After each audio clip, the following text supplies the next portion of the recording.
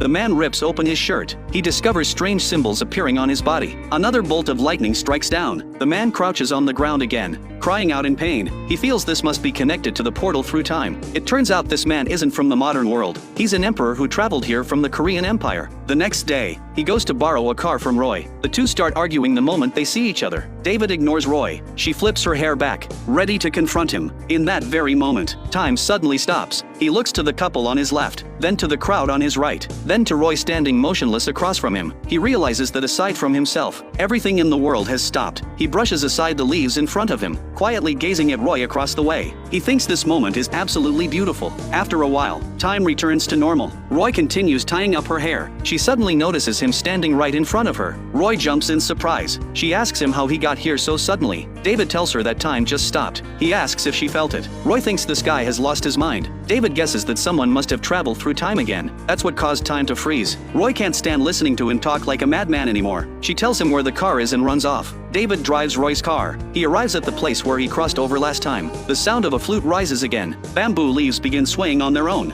A half flute in his hand is trembling too. Two massive stone pillars appear before him once more. This scene is identical to when he traveled through time. He finally understands. The flute is the key to opening parallel worlds. The flute was split in two back then. The traitor William also has the other half of the flute. William might still be alive, and he's been traveling between the two worlds all along, but he doesn't know. William is alive and well at this very moment, and he's even organized a mysterious team. Meanwhile, Roy and her colleague are on duty. They run into a group of street thugs. Just as both sides are about to fight, David suddenly appears. Roy asks in surprise how he got here. David says he drove here. Roy tells him to wait on the side. She'll deal with him later. The fat boss asks David if he's with the cops. David shakes his head and says he's just here to watch. You guys carry on. The two officers start fighting with a dozen thugs. The cops hold their own completely. Roy throws punches left and right, but eventually she gets hit. One thug kicks Roy in the chest. David immediately takes off his glasses. The fat boss pulls out a knife to ambush him. David strikes the fat boss down with one blow. Roy is stunned. The fat boss orders his men to grab this guy first. David says, "You'd better not do that, because I don't like people touching me." But the thugs don't listen at all. Everyone rushes at him. David knocks down one with each strike. With just a few moves,